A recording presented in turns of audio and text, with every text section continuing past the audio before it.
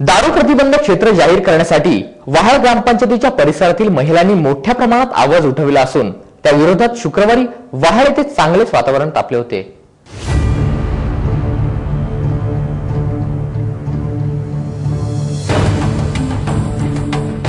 वहाळ ग्रामपंचायतीने आपली हद्द नो लिकर झोन करण्यासाठी निर्णय घेतला होता। यासाठी 3 महिन्यापूर्वी यासंबंधी आवश्यक ती औपचारिकता देखील केली होती, परंतु या हद्दीत नियम धाब्यावर बसून बार उघडण्याचा प्रयत्न केला गेला। या बार विरोधात वहाळ ग्रामस्थ एकवटले आणि बार व दारूच्या दुकानांचा विरोध केला गेला। यासाठी मोठ्या प्रमाणात आंदोलन देखील करण्यात आले होते। यावेळी नो लिकर झोनच्या मागणीचे एक निवेदन पत्र देखील देण्यात आले होते। या निवेदनाची सत्यता जाणून घेण्यासाठी शुक्रवारी एक्साइज अधिकारी वहाळ गावात दाखल झाले। दरम्यान दारूबंदीच्या विरोधात महिला आक्रमक झाल्या होत्या। हमारे यहाँ पहले से कोई बियर बार या शॉप कुछ भी नहीं था और अभी आगे से भी नहीं चाहिए हम लोगों को, क्योंकि हमारे बच्चे लोग उससे बर्बाद हो जाएंगे, इसलिए हमें वो नहीं चाहिए, इसलिए हम लोग खड़े। दरम्यान निवडणूक घेऊन दारू प्रतिबंध क्षेत्र घोषित करण्याचा निर्णय घेण्यात येईल असे एक्साइज अधिकारी एस.एन. बोकडे यांनी सांगितले। ये वहाल ग्राम पंचायत की जो महिलाएं हैं उन्होंने कलेक्टर साहब को एप्लीकेशन देखी है, उसमें लिखा है जी इधर जो एक बियर बार चालू हो गया है जी, उनका निवेदन में लिखा है कि वो बार बंद करेंगे जी। तो जो भी रूल्स जो कायदा कानून है उसमें एक ये है कि ग्राम पंचायत में जितनी भी महिलाएं हैं जी उनको ये अधिकार दे दिए कि वो बंद कर सकते हैं जी। उसमें ऐसा प्रोसीजर है कि 25% महिला ने एप्लीकेशन किया है जी और साइन वेरिफिकेशन का आज काम चालू है जी। समझो 25% से ज्यादा टोटल वोटर लेडीज जो है जी, उसमें से 25% से ज्यादा अपने को साइन किया तो उसके बाद 50% टोटल वोटिंग होना चाहिए जी।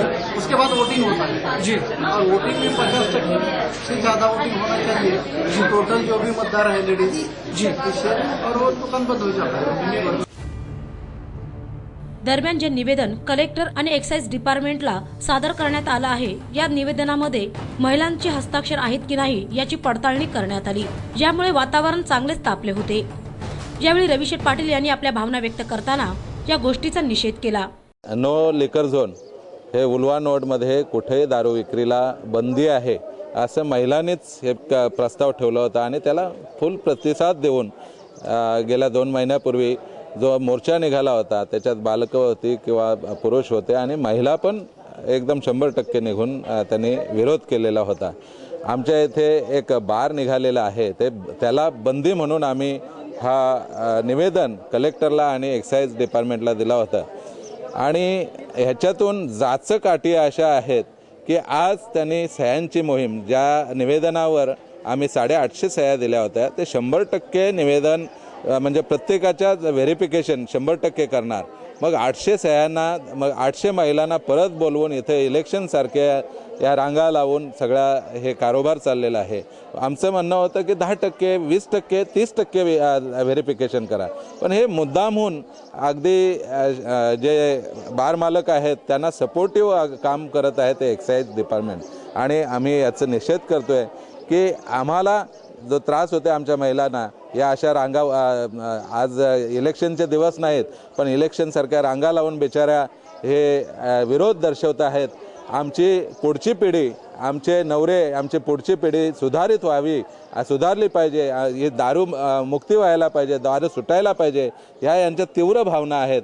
ह्या जाणण्यासाठी ह्या महिला स्वतःहून इथं कोणी बोलावलेल्या नाही आहेत, या स्वतःहून इथं लाईनीत हजर राहून शिस्तीने मतदानासारखं काम करत आहेत आणि हे करत असताना जे आम्हाला सपोर्ट पाहिजे ग्राम सभेला जो अधिकार असतो किंवा महिला राजाला जो अधिकार असतो तो एकीकडे डावलून सगळं हे चाललेलं आहे। ते दारू विकण्यासाठी फक्त प्रयत्न या सरकारचा असेल किंवा या एक्साइजचा असेल।